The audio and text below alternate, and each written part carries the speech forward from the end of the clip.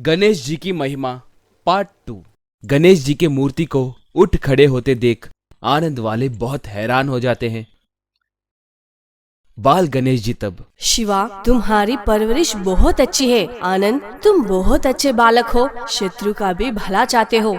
बस ये सुनते ही वो सब घुटनों पे बैठकर गणेश जी को नमस्कार करने लगे। स्वामी, आप ऐसे प्रकट होंगे कहकर मैंने नहीं सोचा। आनंद, तुम ही ने तो कहा था ना कि सच्चे दिल से बुलाए मैं बात सुनूंगा कहकर। देखो मैं आ गया। स्वामी, मैंने उन बच्चों को बचाने की बहुत कोशिश की मगर बचा नहीं पाया। अब आप ही उन्हें बचा सकते हैं, कहता है। घबराने की जरूरत नहीं है, उन बच्चों को कुछ नहीं होगा। मगर स्वामी, उन्हें आप बच्चों को ले जाने कैसे दिया? आप चुप क्यों थे? आनंद, मुझे कुछ करने की जरूरी नहीं है। सब कर्म पर आधारित है। सबको अपने कर्मों का फल मिलना ही होगा। जब किसी के पाप का घड़ा बढ़ जाएगा तब मैं उनका विनाश करने आऊंगा। स्वामी, तांत्रिक के बनाए राक्षस खिलौने अब गांव में तबाही मचा रहे हैं, उनका क्या? आनंद, मैं तुम्हें शक्तियाँ देता हूँ। तुम जाकर उन खिलौनों को वश में करो और उनकी मदद से उस तांत्रिक को हराओ। मगर स्वामी, आप नहीं आएंगे क्या?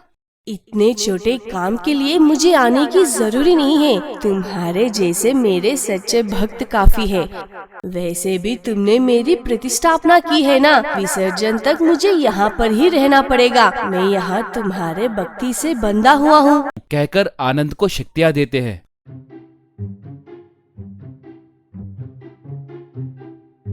ऐसे गणेश जी बच्चों को सुरक्षित लाने के बाद आनंद के शक्तियाँ जाएंगी कहकर बोलते हैं।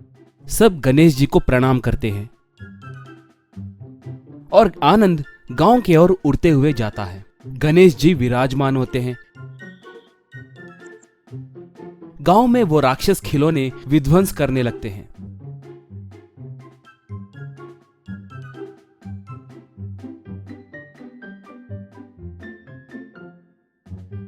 एक आदमी राहुल वालों को उनके बच्चों के किडनैप के बारे में बताता है। वो लोग परेशान होते हैं।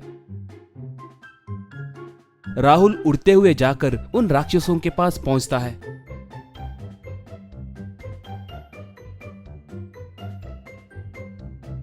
आनंद आंखें बंद करके गणेश जी की प्रार्थना करता है। बस वो राक्षस उसके वश में आ जाते हैं और उसे प्रणाम करते हैं। आनंद उन राक्षसों को गांव की रक्षा करने के लिए कहकर उड़ते हुए चला जाता है। वो सीधे उस गुफा के पास पहुंचता है।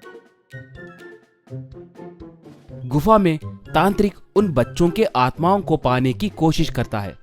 तभी आनंद वहां पर आता है।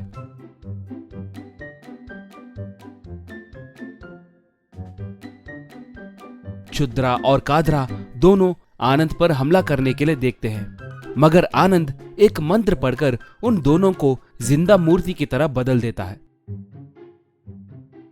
और वो उन बच्चों के पास जाता है।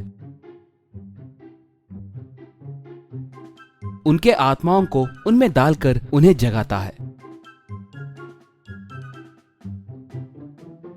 बच्चे उस गुफा से उड़ते हुए निकल जाते हैं।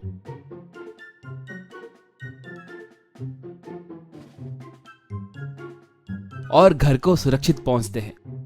उन्हें देखकर सब खुश होते हैं। सब मिलकर भगवान की प्रार्थना करते हैं। विसर्जन के दिन गरीब और अमीर सब मिलकर गणेश जी के मूर्ति का विसर्जन करते हैं।